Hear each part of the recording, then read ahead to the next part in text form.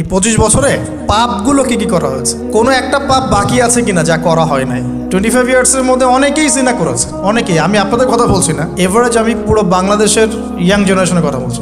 25 বছরের ইয়াং এই প্রজন্মটা, এই লেটেস্ট যে প্রজন্মটা, এদের অনেকেই জিনা করেছে, বিবাহ বহির্ভূত সম্পর্ক। এবং আমরা এখন জেনাকে অনেক সময় উস্কেও দেই, আমরা অনেক সময় এটাকে প্রমোটও করি, আমরা এটাকে ফ্যাশনও মনে করি। কারণ আমাদের ঢাকায় মানুষ বলে যে তোর গার্লফ্রেন্ড নাই, এটাই হচ্ছে ওদের কাছে অবাক করা বিষয়। সবাই ঘুরে, ঈদের দিন তুই ঘুরতে পারিস না? আমাদের ফ্যামিলির মধ্যে একজন বলতেছে তার মেয়েকে, সবাই ঈদের দিনে বাইরে যায়, তুই যেতে পারস না? ঢাকায় এভাবে কথা বলে। তার মানে এটাই ফ্যাশন, মানে আমরা জেনাকে উস্কেও দিচ্ছি। তার মানে 25 বছরে আমরা অনেকে জেনাও করেছি। মাদকের সাথে সম্পৃক্ত কত পার্সেন্ট ইয়াং জেনারেশনে আমাদের দেশে? ক্যালকুলেট করেন, আপনি গুগল করেন, দেখেন কত পার্সেন্ট আমাদের দেশে মাদক সেবন করে। ইভেন এখন কিশোর গ্যাং বের হয়েছে, কিশোর গ্যাংয়ে অনেক যুবকরা যায়, অনেকে রাস্তাঘাটে মারামারি করে, অনেকে পলিটিক্যাল দলাদলির মধ্যেও আছেন অনেকেই, এবং এখানে ভাই ভাই রক্ত ঝরাই। আমরা উভয় মুসলিম, কিন্তু উভয় মুসলিম, জুমার দিন একসাথে নামাজ পড়ে। তাহলে এটা কোন দর্শন যেটা আমার ভাইকে শত্রু বানিয়ে দিল, আর পশ্চিমারা গাছের আড়ালে বসে বসে হাসছে? কারণ এই দর্শনগুলো তো ওরাই দিয়েছে। তো 25 বছরের পাপগুলো একটু ক্যালকুলেট করি। প্রিয় দিনী বোন, একটু হিসাব করবেন যে 25 বছর আপনি কতদিন পর্দা করেছেন, কত 25,000 মানুষ আপনার চেহারা দেখেছে কিনা, এই 25 বছরে কত হাজার মানুষ আপনার চেহারা দেখেছে। আর ছেলেরা আপনাকে দেখলে কখনো চেহারা সুরত দেখে না। বেগানা নারীর দিকে একটা ছেলে যখন তাকায় এবং সেক্সুয়াল ডিজায়ার নিয়ে তাকায়, তখন সে চোখ দিয়ে তাকে রেপ করে। ভেরি সরি টু সে যে আপনি প্রচুর চোখ দিয়ে রেপড হয়েছেন প্রিয় দিনী বোন। অনেকেই আপনাকে চোখ দিয়ে রেপ করেছে, আপনি বুঝতেই পারেন নাই। তো এই 25 ইয়ার্স আমরা অনেক কিছুই করেছি, অনেক কিছুই করি নাই। এখন একটু আজকে সাদা একটা কাগজ নিয়ে আমরা একটা হিসাব করব যে আমরা 25 বছরে কী কী করেছি, কী কী করি নাই, কী কী পাপ করেছি, কী কী করি নাই, কী কী পুণ্য করেছি, কী কী করি নাই। আমি আগে মনে করতাম যে একটা খালেস তওবা ইনশাআল্লাহ আল্লাহ পাক সব মাফ করে দিবেন। আসলে আল্লাহ পাক মাফ করেই দিবেন, কিন্তু ভিতর থেকে স্যাটিসফাই হতে পারবেন না আপনি।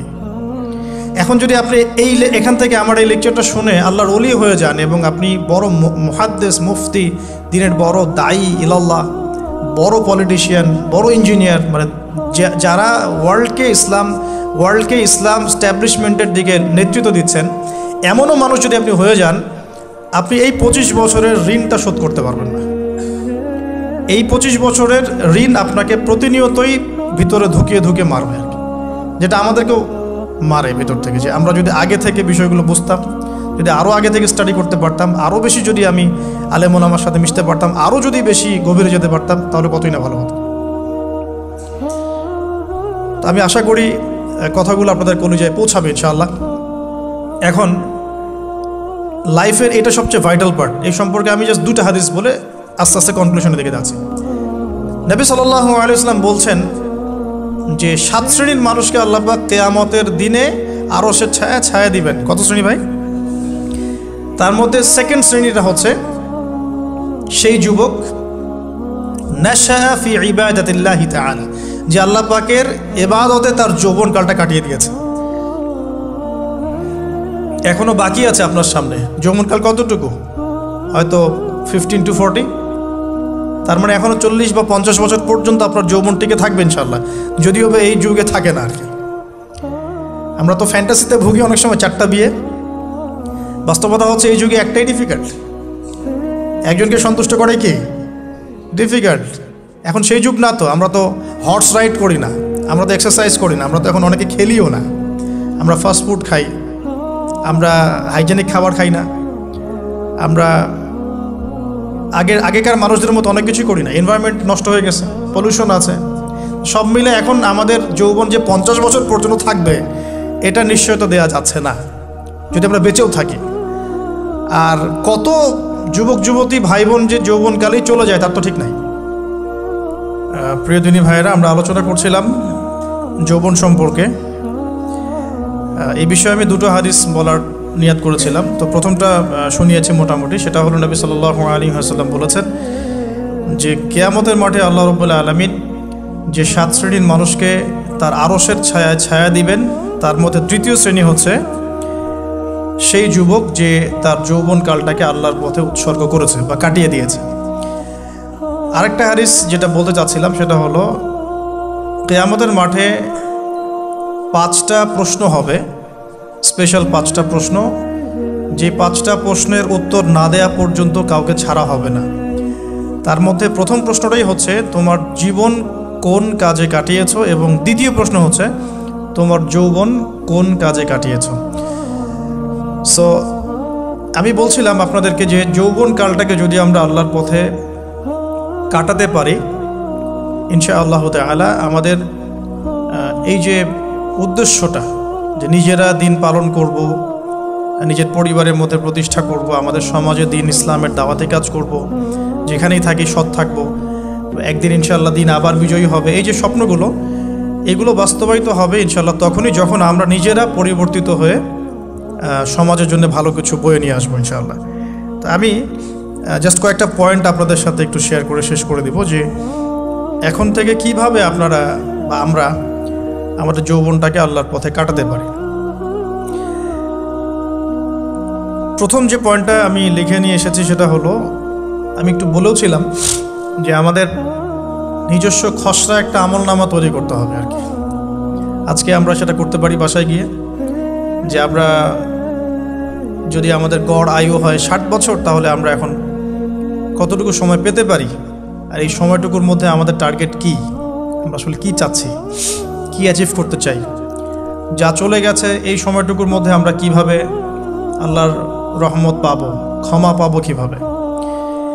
যা চলে গেছে এর মধ্যে অনেক নামাজ কাজা থাকতে পারে, রোজা কাজা থাকতে পারে। অনেক সময় এমন হতে পারে যে আমরা অন্যের হকও নষ্ট করেছি। প্রথম যে কাজটা করা উচিত সেটা হলো খালেস তওবা। 1 নাম্বার তাহলে আমরা বলতে পারি, যদি আমরা এখন সংকটগুলো চিহ্নিত করে সমাধানের পথে হাঁটতে চাই, তাহলে আমাদের যৌবনটা আল্লাহর পথে উৎসর্গ করা ছাড়া কোনো অপশন নাই। উৎসর্গ বলতে আমি বোঝাচ্ছি কাটিয়ে দেয়া, আল্লাহর ইবাদত করে কাটিয়ে দেওয়ার কোনো বিকল্প নাই। তার জন্য প্রথমত আমাদের নিজেদের জীবনের কৃতকর্মগুলোর হিসাব নিকাশ মেলাতে হবে, 1 নাম্বার। আর 2 নাম্বার হচ্ছে বিশুদ্ধ তওবা করে আল্লাহর পথে ফিরে আসতে হবে। বিশুদ্ধ তওবা কিভাবে করব এটা আমরা অনেকে বুঝি না। অনেকে মনে করি যে মুখ দিয়ে জাস্ট আস্তাগফিরুল্লাহ বললেই হয়তো তওবা হয়ে যায়। বিষয়টা এমন নয়। বিশুদ্ধ তওবা হচ্ছে আপনি আল্লাহর দিকে পরিপূর্ণ অভিমুখী হবেন, রুজু করবেন, এর নাম হলো বিশুদ্ধ তওবা। যে পাপগুলো করেছি এগুলোর জন্য ক্ষমা চাওয়া, এই পাপগুলো কোনোদিন করব না এরকম প্রত্যয় ব্যক্ত করা, আর যদি অন্যের সাথে সম্পৃক্ত কোনো হক থেকে থাকে সেটা ফেরত দেওয়া। তো আমরা আজকে গিয়ে সুন্দর করে ওযু করে 2 রাকাত নামাজ পড়তে পারি। 2 রাকাত নামাজ পড়ে আমরা আল্লাহকে বলতে পারি যে আস্তাগফিরুল্লাহাল্লাযী লা ইলাহা ইল্লা হুয়াল হাইয়ুল কাইয়্যুম ওয়া আতুবু ইলাইহি। আল্লাহ, আমি আমার জীবনের এই যে একটা বড় সময় তোমার থেকে দূরে ছিলাম, নামাজ কাজা হয়েছে, রোজা কাজা হয়ে গেছে, চোখের হেফাজত হয় নাই, জিনা হয়ে গেছে নাউযুবিল্লাহ, মাদকের সাথে সম্পৃক্ত ছিলাম নাউযুবিল্লাহ, আমরা মিউজিক্যাল ইনস্ট্রুমেন্ট প্লে করেছি, ইত্যাদি ইত্যাদি। এগুলো থেকে আল্লাহ আমরা আজকে তোমার কাছে তওবা করছি, ক্ষমা চাচ্ছি, এবং আগামী দিনগুলোতে তোমার হুকুম আহকাম মেনে চলার তৌফিক চাচ্ছি। 2টো জিনিস খুব প্রয়োজন, একটা হলো তৌফিক, একটা হলো দোয়া। আপনার প্রচেষ্টা আল্লাহর কাছে দোয়া করতে থাকা এবং আল্লাহর কাছে তৌফিক কামনা করতে থাকা। আল্লাহ পাক যাকে ইচ্ছা তাকে তৌফিক দিয়ে থাকেন। আল্লাহ রাব্বুল আলামিন যাকে ইচ্ছা তাকে তৌফিক দিয়ে থাকেন। যে আল্লাহর কাছে যত বেশি চাইবে আল্লাহ পাক তত বেশি দিবেন ইনশাআল্লাহ। তো এই জন্য চেয়ে নিতে হবে, প্রথমত চেয়ে নেবেন যে আল্লাহ আপনি আমাকে তৌফিক দিন, যাতে করে আমি আমার পুরো জীবনটাকে আপনার ইবাদতে কাটাতে পারি, আরও সে ছায়া পেতে পারি। আল্লাহ কবুল করুন, আমিন। এখন ইস্তেগফার করার পর যার যার হক তাকে তাকে ফিরিয়ে দেওয়া উচিত। যদি আপনি বা আমি আল্লাহ না করুক কারো হক নষ্ট করে থাকি, সেটা ফিরিয়ে দিতে হবে। এই হক নষ্ট ফিরিয়ে দেওয়ার মানে এটা নয় যে গার্লফ্রেন্ডকে কথা দিয়েছিলেন বিয়ে করবেন, সেখান থেকে ফিরে আসা যাবে না, ব্যাপারটা কিন্তু এমন নয় আর কি। এরকমও প্রশ্ন আমাদের কাছে অনেকে করেছেন যে আমি তো আমার গার্লফ্রেন্ডকে কথা দিয়েছিলাম যে আমি তোমাকে ছাড়া আর কাউকে বিয়ে করব না, তো এখন কি আমি ফিরে আসলে, তওবা করে ফিরে আসলে কি এর জন্য আল্লাহ আমাকে ধরবেন কিনা? মনে রাখবেন, শয়তান হচ্ছে এই পৃথিবীর সবচাইতে ইন্টেলেকচুয়াল প্রাণী। সিরিয়াসলি, ও যে এত বেশি স্মার্ট যেটা আমাদের চিন্তারও বাইরে, চিন্তার বাইরে। যখন শয়তান সরাসরি মানুষকে পথভ্রষ্ট করতে ব্যর্থ হয়, তখন কিছু নেক্সট সুরত ধারণ করে। দিনী ভাই দিনী বোন, এটা নেক্সট সুরত, ঠিক আছে। তারপরে দাড়ি টুপিওয়ালা মানুষের মধ্যে এটা ঢুকিয়ে দেওয়া যে আমি তো অনেক আবেদ মানুষ, পরহেজগার, ওরা তো ককরোচ। দেখবেন বেশি না, 1 মাস যদি কেউ নামাজ পড়ে, 1 মাসে 10টা বই পড়াশোনা করে, ইসলাম সম্পর্কে একটু ঘাটাঘাটি করা শুরু করে, অন্যদের সাথে কথা বলার ক্ষেত্রে তার যে বডি ল্যাঙ্গুয়েজ, এটা খেয়াল করবেন। শয়তান কিন্তু অনেক স্মার্ট, এভাবে শয়তান অনেকভাবে মানুষকে প্রতারিত করতে পারে। সো শয়তানের নেক্সট শুরুতে ধোকায় পা দিবেন না। আল্লাহ পাক আমাদের সবাইকে হেফাজত করুন, আমিন। খুব ভালো একটা কাজ করছি মনে করেন, একটা বড় প্রজেক্ট করছি সারা বাংলাদেশ ব্যাপী, একটু মনের মধ্যে ঢুকিয়ে দিল যে মানুষ তো দেখুক, মানুষ ভালো বলুক, যথেষ্ট আমল ধ্বংস হওয়ার জন্য। এতটুকু যথেষ্ট আমল ধ্বংস হয়ে যাওয়ার জন্য। আল্লাহ মাফ করুক আমাদেরকে। তো প্রথমে প্রিয় ভাই, তওবা করে ফিরে আসা, যার যার হক তাকে তাকে ফেরত দিয়ে দেওয়া। এরপরের সবচাইতে ইম্পর্টেন্ট জায়গাটাই হচ্ছে ইলম অর্জন করা। যেখানে আছেন সেখানেই থাকবেন, মানে যে যে প্রতিষ্ঠানে যে সাবজেক্টে পড়ছেন, এখন আপনাদের প্রায় জীবনের 20টা বছর চলে গেছে। এখন সবার পক্ষে আবার ইউটার্ন করে 0 থেকে স্টার্ট করা পসিবল, এবং এটা বুদ্ধিমানের কাজও হবে না, এটা বুদ্ধিমানের কাজও হবে না। ওই সেকশনে যারা আছেন তাদের সংখ্যা কিন্তু প্রচুর, যারা দিনী লাইনে পড়াশোনা করছেন, ঠিক আছে। আল্লাহ চাইলে তাদের মধ্য থেকেই ইনশাআল্লাহ এমন অনেক বড় বড় মুফতি, মুহাদ্দিস, ইমাম তৈরি হবেন, যারা ধর্মীয় অঙ্গনে নেতৃত্ব দিবেন। আর যদি দেখা যায় তারা তাদের দায়িত্ব পালন না করেন, তখন আল্লাহ পাক জেনারেল থেকে মানুষ উঠায় নিয়ে আসবেন। এটা আল্লাহ পাকের কৌশল, আল্লাহ পাক করতে পারেন। এখন আপনি কি করবেন? যেহেতু আপনারা 20-25 বছর পার করে আসছেন, যে সাবজেক্টে পড়ছেন কন্টিনিউ করতে থাকবেন।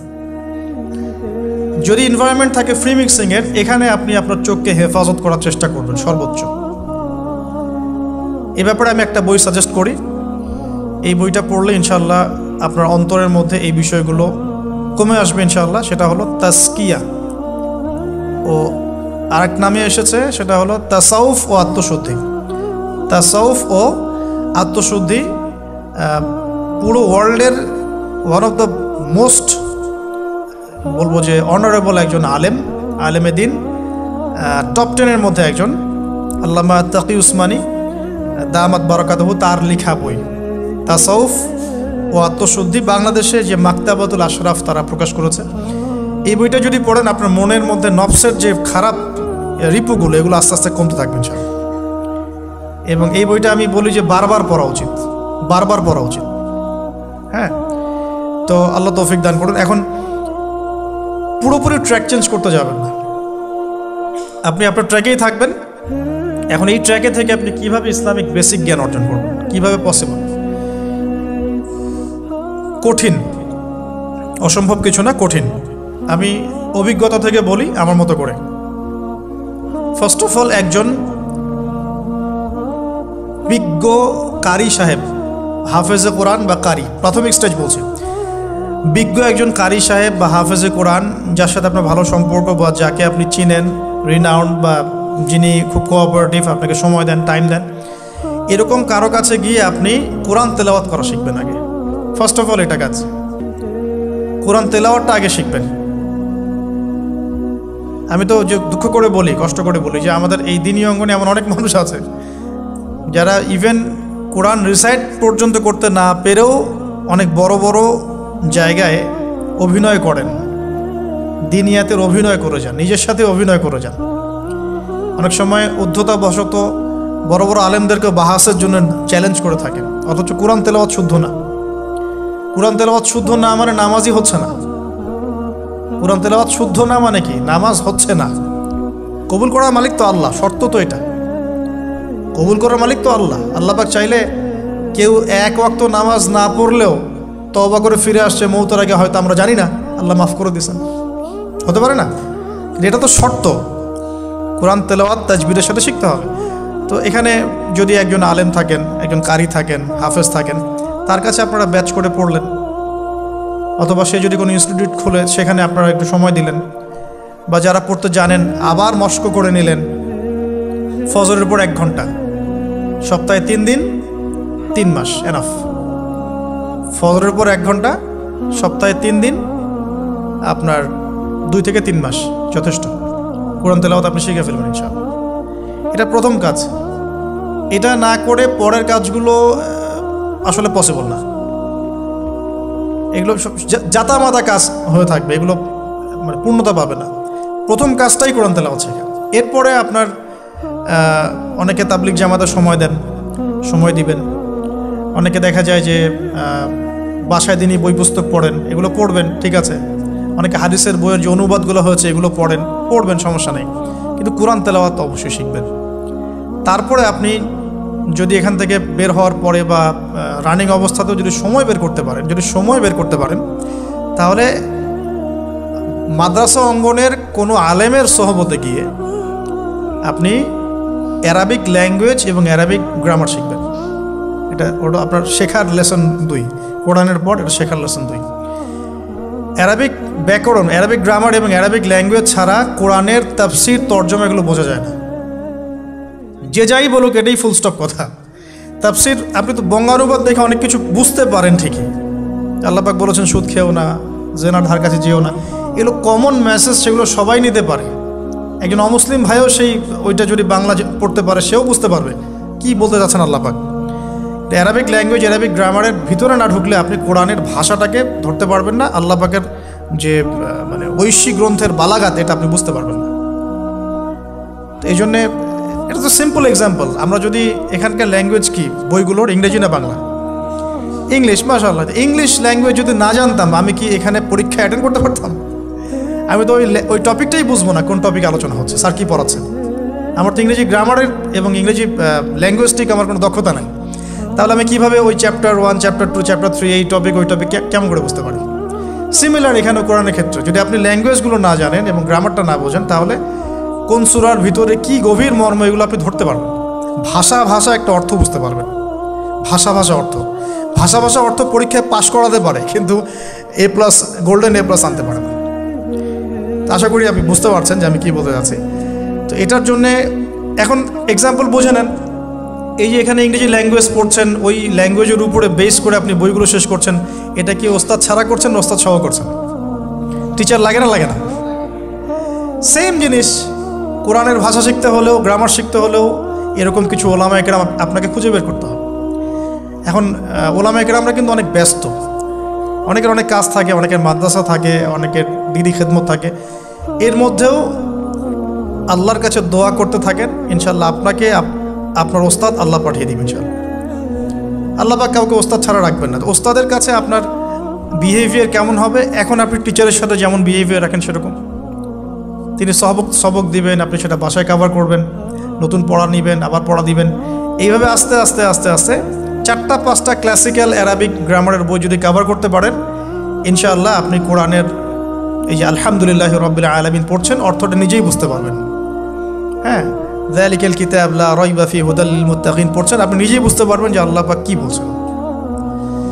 এই যোগ্যতাটা অর্জন না করলে সত্যিকার অর্থে আমরা যে কোরআনিক সমাজ যেটা বলি আর কি বড় গলায়, এটা আসলে বাস্তবায়িত হবে না, তা আমার মত।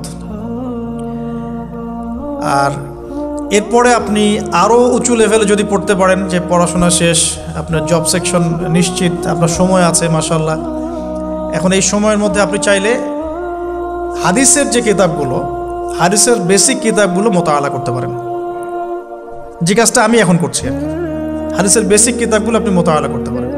এটার জন্য অ্যারাবিক এবারত পড়ার যোগ্যতা অর্জন করতে হবে। এটা কি জিনিস? এটা হচ্ছে জবর জের পেশ ছাড়া আরবি পড়ার যোগ্যতা। এখন যে কোরআন তেলাওয়াতটা আপনি শিখবেন সেটা হচ্ছে জবর জের পেশ দেয়া কোরআন আপনি পড়বেন, তাই না? কিন্তু হাদিসের যে বইগুলো আছে, এই বইগুলোর মধ্যে কিন্তু কোনো জবর জের পেশ দেয়া থাকে না। মৌলিক কিতাবের কথা বলছে, মৌলিক যে বইগুলো। অনেকে মনে করেন অনুবাদ করা বইগুলোই মনে হয় মূল বই, এগুলো হচ্ছে ওই বইগুলোর অনুবাদ, আংশিক অনুবাদ, পুরোপুরি অনুবাদ নয়। মূল বইগুলো পড়তে হলে এবারত পড়ার যোগ্যতা অর্জন করতে হবে। এটা level 3, Arabic grammar, Arabic language শেখার পর এই লেভেলে মানুষ যায়। আর একটু ধাপগুলো চিন্তা করতে থাকেন, কোন ধাপে গিয়ে কোন বইগুলো পড়তে হয়। আর অনেক সময় আমরা কি উদ্ধত আচরণটাই না করি হুজুরদের সাথে, আলেমদের সাথে, স্কলারদের সাথে। বিকজ আমাদের সামনে একটা চমৎকার প্ল্যাটফর্ম আছে ফেসবুক, তাই না? এখানে তো মানে রাত দিন, দিন আর রাত একে, রাতকে দিন বানানো যায়, দিনকে রাত বানানো যায়। হ্যাঁ, এখানে ওই যে আলোর প্রতিসরণের মতো হয় আর কি, সাইজ এতটুকু, বিম্ব হবে এত। তো আল্লাহ মাফ করুক আমাদেরকে। এখন হাদিসের মোতালা যদি করতে না পারেন, ওই পর্যায়ে যেতে না পারেন, তাহলে কি? তাহলে ওই হাদিসের মধ্যে যে কিতাবগুলো বাজারে অনুবাদ হয়েছে ওগুলো পড়তে হবে। যেমন অনুবাদ হয়েছে ফয়জুল কালাম। ফয়জুল কালাম একটা হাদিসের কিতাব, মাদ্রাসায় পড়ানো হয়। এর মধ্যে চমৎকার অনেকগুলো হাদিস আছে, প্রায় সম্ভবত 1000-এর বেশি হবে। এরপরে মোতালা করতে পারেন আপনি মিশকাতুল মাসাবিহ, এই বইটাও অনুবাদ হয়ে গেছে, এটাও ভালো কিতাব মাশাআল্লাহ। এরপরে আছে রিয়াদুস সালেহিন, এটাও একটা চমৎকার কিতাব। বুলুগুল মারাম মিন আদিল্লাতিল আহকাম, এটা একটা কিতাব আছে, এটাও মোতালা করতে পারেন হাদিসে। এরপরে আছে আপনার এখন যেটা বলছি, ইসলামিক ফাউন্ডেশন হয়েছে অনেক আগেই।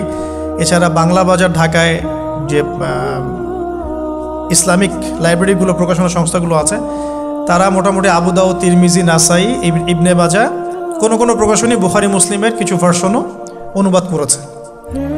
তবে এই উঁচু লেভেলের হাদিসের কিতাবগুলো শুরুতেই হাত দেওয়া যাবে না, এটা একটা মাথায় রাখবেন। শুরুতেই এই বড় বড় কিতাবগুলো হাত দেওয়া যাবে না। প্রথমে মানে আমরা তো আগে এসএসসি ইন্টার পাস করে এখানে আসছি না, নাকি আগে ডাইরেক্ট এখানে পড়তে হয়েছে? একই বিষয়। ওরকম ফয়জুল কালামের মতো বইগুলো আগে পড়তো, ফয়জুল কালাম, আলফিয়াতুল হাদিস, রিয়াদুস সালেহিন, মিশকাত, এগুলো আগে পড়ুন। তারপরে গিয়ে যদি যোগ্যতা হয় ওই বইগুলো হাত দিবেন। তবে অনেক সময় দেখা যাবে একটা হাদিস বুঝতে পারছেন না, কোরআনের আয়াত বুঝতে পারছেন না, ওই অবস্থাতেই ওই হাদিস এবং ওই কোরআনের আয়াতকে রেখে দিবেন। এটাকে নিয়ে কোনো রকমের কনক্লুশনে চলে যাবেন না, আর ওইটাকে নিয়ে প্রচার করতে যাবেন না। বরং এগুলোকে একত্রিত করে সপ্তাহে একদিন আবার আলেমের কাছে চলে গেলেন, ওস্তাদ এগুলো বুঝি নাই, লাস্ট উইকে আমি এগুলো পড়েছি, এটা বুঝি নাই, তিনি বুঝিয়ে দিবেন ইনশাআল্লাহ। এগুলো পড়াশোনা। এর পাশাপাশি আমি বলছি বিষয়ভিত্তিক ইতিহাসের বই চলে আসছে, ইসলামের ইতিহাসের বই চলে আসছে। তারপরে সিরাতের অনেক বই বাজারে চলে আসছে, প্রায় 40-45টা বই পাওয়া যায় সিরাতের এখন বাংলাদেশে। তারপরে ফিকহের অনেক বই অনুবাদ হয়ে গেছে।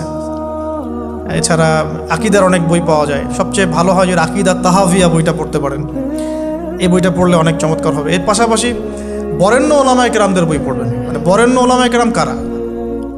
যারা পুরো ইসলামিক বিশ্বে স্বীকৃত, যারা কোনো সাম্প্রদায়িকতা বিলং করেন না, যে আমি এই সম্প্রদায়ের মানুষ, আমি ওই সম্প্রদায়কে মুসলিম মনে করি না, এরকম না। যারা বরেণ্য, রিনাউন্ড ওলামায়ে কেরাম সারা ওয়ার্ল্ডে।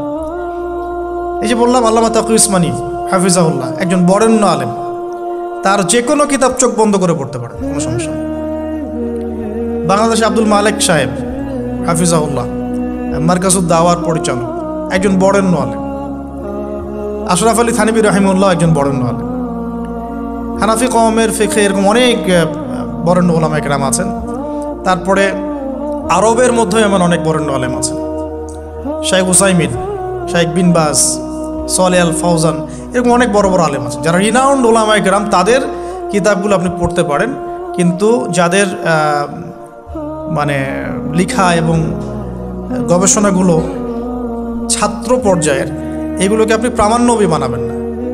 তো প্রামাণ্য বই পড়বেন আর আলেমের সাথে সম্পর্ক রাখবেন। দুটো যখন একসাথে থাকবে তখন আপনি কিছু আটকে গেলেও তার সাথে পরামর্শ করে একটা কনক্লুশন খুঁজে পাবেন।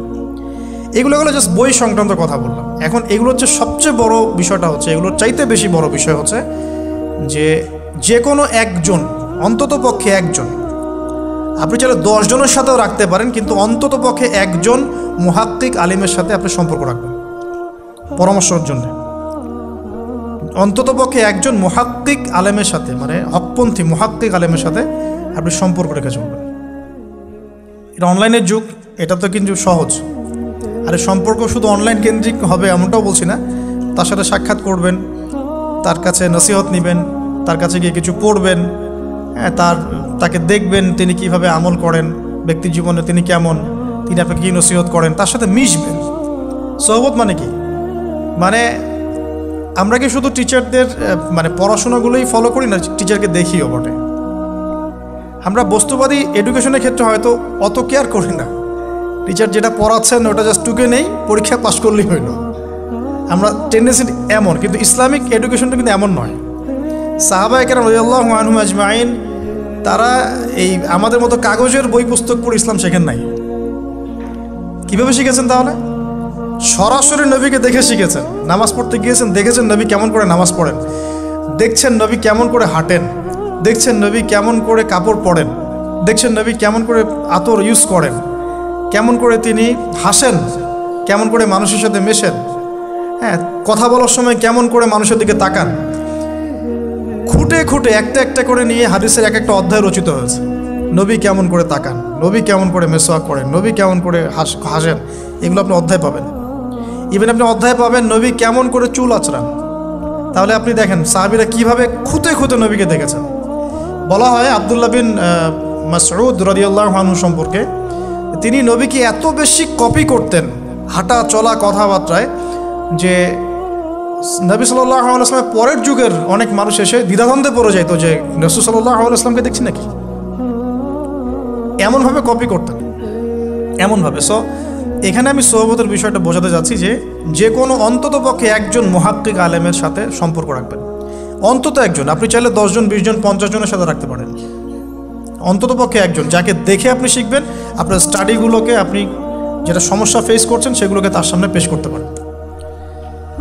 এটা আমি খুঁজে দিব না আপনাদেরকে, নাম বলেও দিব না, আমি কার কার সাথে সম্পর্ক রেখে চলি এটা আমি বলবো না, এটা আপনাকে খুঁজে বের করতে হবে। তবে এখানে আমি একটা কথা বলে দিব যে যেহেতু আমরা সব সাধারণ মানুষ, আমরা তো কেউ স্কলার নই, এখানে আমরা কেউ মানে যেটা বলি যে মুজতাহিদ, ইজতেহাদ করার যোগ্যতা রাখি না আমরা এখানে কেউ। সেক্ষেত্রে অবশ্যই আমাদেরকে পূর্বসূরি ওলামায়ে কেরামদেরকে ফলো করতেই হবে, কারণ কোরআন সুন্নাহ নতুন করে গবেষণা করে আপনি তো সব মাসআলা বের করতে পারবেন না। এই কারণে আমাদেরকে মাযহাব মানতে হয়, এটা খারাপ কিছুই না। এটা নিয়ে অনেক কথা সমাজে এখন শুনি, দেখি, দরকার নাই, আমরা লা মাযহাবী, আমরা এইটা আমরা সেইটা। এগুলো আসলে বোগাস কথাবার্তা এবং সমাজ বিভক্তকরণের মূল হাতিয়ার এগুলো হয়ে গেছে। সমাজের ইউনিটি নষ্ট করবেন কেন? কোরআন এবং সুন্নাহ আল্লাহ ফলো করতে বলেছেন, দ্যাটস অল। কোরআন সুন্নাহ আপনি কি এখন আমি যদি আপনাকে কোরআন এই যে দিলাম, নেন কোরআন, নেন তাফসির ইবনে কাসির, নেন তাফসির জালালাইন, নেন আপনি তাফসিরে মারিফুল কোরআন, নেন এইটা, এই যে বুখারী নেন, মুসলিম নেন, তিরমিজি, আবু দাউদ, নাসাই সব নিয়ে নেন। এখন আপনি কি গবেষণা করে সব মাসআলা আমাকে দিতে পারবেন? ইম্পসিবল আমার পক্ষে, এখন ইম্পসিবল। তাহলে এগুলো যারা গবেষণা আগে করেছেন তাদের কিতাব তো আমাদেরকে পড়তে হচ্ছে। এটাই হলো তাদের মত নেয়া, তাদের মত অনুযায়ী পথ চলা। তো এই জিনিসগুলো নিয়ে যারা বাড়াবাড়ি করছে এটা খুবই দুঃখজনক। যে অবশ্যই কোরআন সুন্নাহকে ফলো করতে হলে আমাদেরকে হকপন্থী উলামায়ে কেরামের সোহবতে যেতেই হবে। তাদের বইপত্র, লেকচার, তাদের নসিহত, তাদের ফিকহের কিতাব এগুলো আমাদের ঘাটতে হবে। আদারওয়াইজ আমরা সরাসরি কোরআন সুন্নাহর দাবি করলেও মানতে পারবো না। সরাসরি কোরআন সুন্নাহ মানিয়ে দাবি করলেও মানতে পারবো না, বিকজ আমি তো কোরআন সুন্নাহর সব জ্ঞান রাখি না। ক্রিপ্টোকারেন্সি হালাল না হারাম আমি যদি আপনাকে এখন প্রশ্ন থ্রো করে দিই, নেন সব বই দিয়ে দিলাম কোরআন সুন্নাহর, আপনি কি ঘেটে আমাকে অ্যান্সার দিতে পারবেন? তাহলে এটা ঘাটবে কারা? যারা এটা ঘাটার যোগ্যতা রাখে। তারা ঘেটে যখন একটা প্যানেল করে একটা ফতোয়া যখন আসবে যে না এটাই, তখন আমরা সেটাকে ফলো করব। That's all. এই জিনিসটা রাসূল সাল্লাল্লাহু আলাইহি ওয়াসাল্লামের যুগেও ছিল, সাহাবীদের যুগেও ছিল, তাবেঈনদের যুগেও ছিল। এটা আস্তে আস্তে চলে আসছে এই পর্যন্ত। তো এখানে ক্লাসিক্যাল যে ইসলাম চলছে এখানে থাকলে আপনার বিভ্রান্ত হওয়ার কোনো চান্স নাই। কিন্তু এর আশপাশে ব্যাঙের ছাতার মতো অনেক মতাদর্শ এসেছে এখন, নতুন নতুন অনেক। এগুলোতে পা দিলে নেক্সট শুরুতে ধোকা খাবেন শয়তানের মতো। ওই যে বললাম শয়তান নেক্সট শুরুতে ধোকা দেয়, মনে হবে যে আমি তো সরাসরি কোরআন সুন্নাহ ফলো করি। আদতে আপনি কোরআন সুন্নাহই ফলো করছেন না। আদতে আপনি কোরআন সুন্নাহর কিছুই ফলো করতে পারবেন না। ফলো করলেও আংশিক পারবেন, আংশিকটা পারবেন না। একটা মাসআলা মনে করেন, একটু বলেন এই জায়গায়, একটা মাসআলা মনে করেন এসেছে যে আমরা বর্তমান অর্থ ব্যবস্থায় বর্তমান অর্থ ব্যবস্থায় আমরা কিভাবে আমাদের ব্যাংকিং সিস্টেমটা সাজাবো। ধরেন একটা মাসালা এসেছে, এখন এই বিষয়ে যদি আমরা ইকোনমিক্সের উপর দক্ষ ওলামায়ে কেরামদের শরণাপন্ন না হই, আমরা কি অ্যান্সার নিতে পারবো? আমি কি পারবো উত্তর দিতে? আপনি কি পারবেন? যে কোরআন এবং সুন্নাহ গবেষণা করেছেন এবং যার কাছে অর্থনীতির জ্ঞান আছে, ওই রকম মুহাক্কিক কোনো আলেম আপনাকে বলতে পারবে এখন আমাদের কী করা দরকার। এই জিনিসটাই যদি আমরা বাংলাদেশের সংবিধান সম্পর্কে জানতে চাই, আমাদেরকে আইনজীবীর কাছে যেতে হবে। আমরা যদি রোগ নির্ণয় করতে চাই, ডক্টরের কাছে যেতে হবে। এখানকার ইঞ্জিনিয়ারিং যা পড়ানো হয়, আমি কি সেটা বলতে পারবো? তাহলে আমাকে এখানকার স্যারের কাছে যেতে হবে, স্যার এখানকার বিষয়টা কি আমাকে একটু বুঝাই দেন। তখন তিনি তার জ্ঞান থেকে এবং তার জ্ঞানের সোর্স থেকে ঘেটে ঘেটে আমার জন্য কিছু সমাধান বের করে দিবেন, আমি তো সেটা ফলো করব। এই ফলো করা জিনিসটাকে যারা নেগেটিভলি উপস্থাপন করছেন, এটা ঠিক না। এটা একটা উদ্ধত আচরণ হচ্ছে, অহংকার হচ্ছে। এই ফিতনাগুলো থেকেও বেঁচে থাকতে হবে। এই জন্য আমি বললাম অন্তত একজন মুহাক্কিক আলেমকে ধরে বসে থাকবেন। এটা আমি কিন্তু পীর মুরিদি বোঝাচ্ছি না, ঠিক আছে? আমি বোঝাচ্ছি যে আপনি মানুষের সোহবতে থাকবেন, পরামর্শ ভিত্তিক, যে কোনো একজন হকপন্থী আলেম। এখন এরপর কি?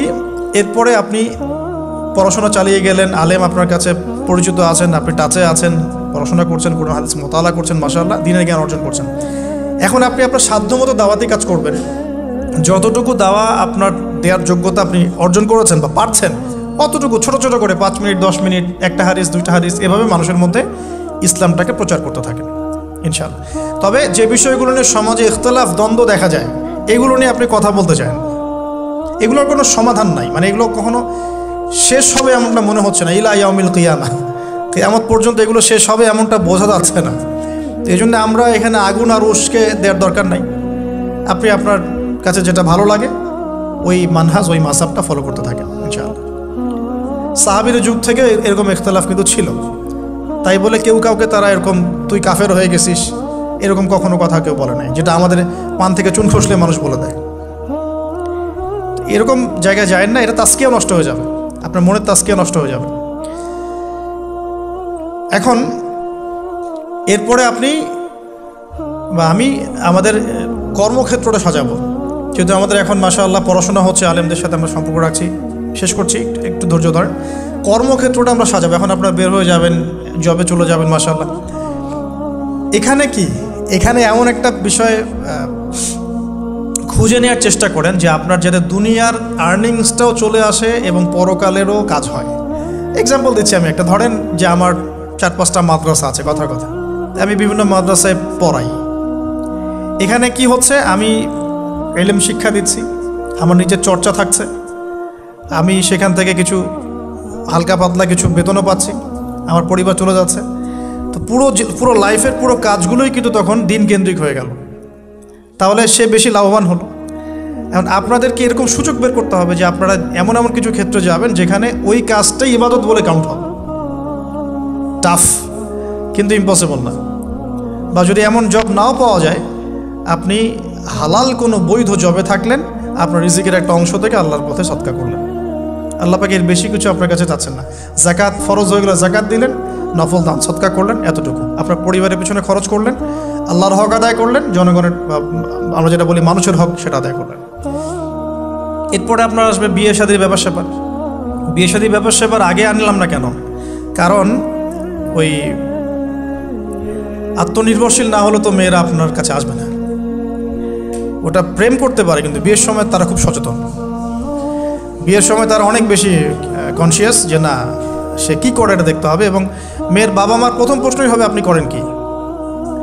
আপনি সুফি মানুষ, মনে করেন আপনি হচ্ছেন কি বলবো, যে আপনি হচ্ছেন মুহাদ্দিস, আপনি মুফতি, আপনি হচ্ছেন মুফাসসিরে কোরআন, কোনো দাম নাই। মেয়ের মায়ের কাছে এটার কোনো দাম নাই, মেয়ের বাবার কাছে এগুলো কোনো সাবজেক্ট না। ইল্লা মাশাআল্লাহ, এর বাইরেও কিছু মানুষ আছেন, কমন একটা ট্রেন্ড বললাম। প্রথম কোশ্চেন তারা করবেন যে আপনার স্যালারি কত, এবং আপনার জব আছে কিনা, আপনার বাড়ি আছে কিনা, ইত্যাদি ইত্যাদি। এই জন্যই বললাম যে আগে আর্নিং সোর্সটা নিশ্চিত করে তারপরে এদিকে যান, তাহলে সম্মানটা বজায় থাকবে। আত্মসম্মান ছেলেদের একবার নষ্ট হয়ে গেলে তার ফিরে আসে না। আমরা যখন নিচের হাত হই তখন আমাদের আত্মসম্মান বলে কিছু থাকে না। আপনার আর্নিং যদি মাসে 50,000 1 লাখ টাকাও হয়, এই টাকাগুলো কিন্তু খুব বেশি বড় না এখন। এখন 1 লাখ টাকার মান আর 1 লাখ টাকা নাই, এখন ওটা 50,000 চলে আসছে। আস্তে আস্তে হয়তো আরও কমবে। যারা এগুলো বোঝেন না তারা অযথাই সমালোচনা করেন, কিন্তু আসলে ব্যাপারটা এরকমই হচ্ছে। আমি তাদের হেদায়েতের জন্য দোয়া করি। এখন এইটুকু আর্নিং যদি আপনার হয়, কিন্তু এই আর্নিংয়ে আপনার কারো কাছে হাত পাততে হচ্ছে না, আপনার সম্মান বজায় থাকবে। যখনই আমাদেরকে হাত পাততে হবে আমাদের সম্মানটা কমে যায়। আর যদি কেউ ভুল করে ঘর জামাই হন তাহলে তো অবস্থা খারাপ, ঠিক আছে? তো এই জন্যে আয়ের একটা অংশ নিশ্চিত করতে হবে। এই জন্য একটু সবর করেন। এই সবরের সময়টা কি করবেন? বেশি বেশি ফোন চালাবেন, তাহলে সবর করতে পারবেন না। এই সবরের সময়টুকু মোতাআলা করবেন, পড়াশোনা করবেন, সম রাখবেন, আপনার রোজা রাখবেন, ভালো কাজে ব্যস্ত থাকবেন, ইনশাআল্লাহ প্রবৃত্তি নিয়ন্ত্রণে থাকবে। আর যদি আপনার বিকল্প অপশন থাকে, কৃষি অপশন থাকে, কৃষিকাজের সুযোগ আছে, ব্যবসার সুযোগ আছে, বা আপনার পৈতৃক সম্পত্তি আছে, সেক্ষেত্রে আপনি আগে বিয়ে করে রাখতে পারেন, কোনো সমস্যা নেই। এটা ডিফার করে মানুষের মধ্যে। আল্লাহ পাক আমাদের সবাইকে হালাল রিজিকের ব্যবস্থা করুন, দোয়া করি। রিজিকের এই অংশটুকুর মধ্যে একটা অংশ আল্লাহর জন্য রাখবেন। রিজিকের অংশের একটা অংশ আল্লাহর জন্যে, আর বাকি একটা অংশ পরিবারের জন্যে, একটা অংশ নিজের জন্যে, একটা অংশ বই কেনার জন্যে। এভাবে স্যালারিকে ভাগ করুন।